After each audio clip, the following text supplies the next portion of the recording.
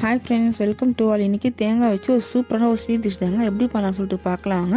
அதுக்கு 4 spoon பாசிப்பருப்பும் 2 spoon அரிசி எடுத்துருக்கேன். அது புழுங்கல் அரிசியும் இருக்கலாம், இல்லை பச்சரிசியும் இருக்கலாம். அதை பொன் வரலாக வறுத்து எடுத்து வச்சுக்கோங்க. இப்போ அந்த வறுத்த பருப்பையும் அரிசியும் மிக்ஸி ஜாரில் போட்டு அதோட 4 ஏலக்காவை போட்டு நல்லா நைஸாக பவுடராக அரைச்சிக்கோங்க. இப்போ இந்த மெஷர்மெண்ட் கப்பால் நான் 1.5 கப் அளவு தேங்காய் எடுத்திருக்கேன். நல்லா தேங்காய் வந்து அழுத்தி வச்சு எடுங்க. அப்போ தான் உங்களுக்கு அளவு கரெக்டாக இருக்கும். இப்போ அது மிக்ஸி ஜாரில் போட்டு அதோட நம்ம அரைச்ச அந்த பவுடரையும் பாசிப்பருப்பும் அரிசியும் அரைச்சிங்களா, ஏலக்காய் 3 அரைச்சிங்க, அதை இதோட சேர்த்து தண்ணி விட்டு நல்லா விழுதாக அரைச்சிக்கோங்க. இப்போ ஒரு கடாயை வச்சு அதில் ஒரு ஸ்பூன் நெய்யை விட்டு முந்திரி பருப்பை ஸ்லோ ஃப்ளேம் வச்சு வருங்க. அப்போ தான் நல்லா முறுமுறு வறுத்து வரும். நல்லா வறுத்ததுக்கப்புறமா ஒரு தட்டில் எடுத்து தனியாக எடுத்து வச்சுக்கோங்க.